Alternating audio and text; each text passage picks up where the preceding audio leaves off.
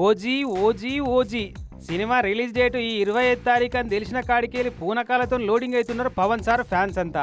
ఎప్పుడెప్పుడు ఆ రోజు వస్తుందా అని నిమిషం సెకండ్ ను భారంగా గడుపుతున్నారట. ఇక టికెట్ల ముచ్చటకు వస్తే అటు ఏపీలో ఇటు తెలంగాణలో బెనిఫిట్ షో టికెట్ల రేట్లు పెంచుకోవచ్చని పర్మిషన్లు వచ్చాయి కదా. ఇక టికెట్లు ఇచ్చుడు శురువైంది. ఆన్లైన్లో టాకీస్ల కాడ టికెట్లు కొంటనే ఉన్నారు. అయితే ఓజీ సినిమా ఫస్ట్ టికెట్ మాత్రం చిత్తూరులో ఉండేకి శ్రీరామ్ లోచన్ అనే ఆయన ₹1,00,000 పెట్టి కొన్నాడట ఏకంగా.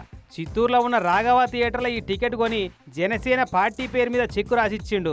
ఈ పైసలను ఏదన్నా అభివృద్ధి కార్యక్రమానికి వాడాలని కోరుతున్నట. మరి ఒక్క టికెట్కు ₹1,00,000 ఎందుకు పెట్టినావు శ్రీరామన్న అని అడిగితే, ఈ ఇచ్చిన 1 lakని చిత్తూరు నియోజకవర్గంలో ఉన్న నాయించూరు పంచాయతీకి డెవలప్మెంట్కి వాడాలని కూడా నేను పార్టీ వాళ్ళని కోరాను. పార్టీ వాళ్ళు కూడా సానుకూలంగా స్పందించారు. సో చిత్తూరు ప్రజలందరినీ ఓజీ సినిమాని చూసి దాన్ని ఘన విజయం చేయాల్సిందిగా అందరినీ కోరుతున్నాను. కానీ హిట్టా పట్టా అన్న ముచ్చటతోనే అసలు సంబంధమే ఉండదు పవన్ సార్ సినిమాలంటే. అప్పుడైనా అంతే, ఇప్పుడైనా అంతే. వరుసగా 10 సినిమాలు ఫెయిల్ అయినా 11వ సినిమా పాస్ అయితే చాలు అగ్గిపర్వతం బద్దలైనంత అభిమానం చూపెడతారు ఫ్యాన్స్.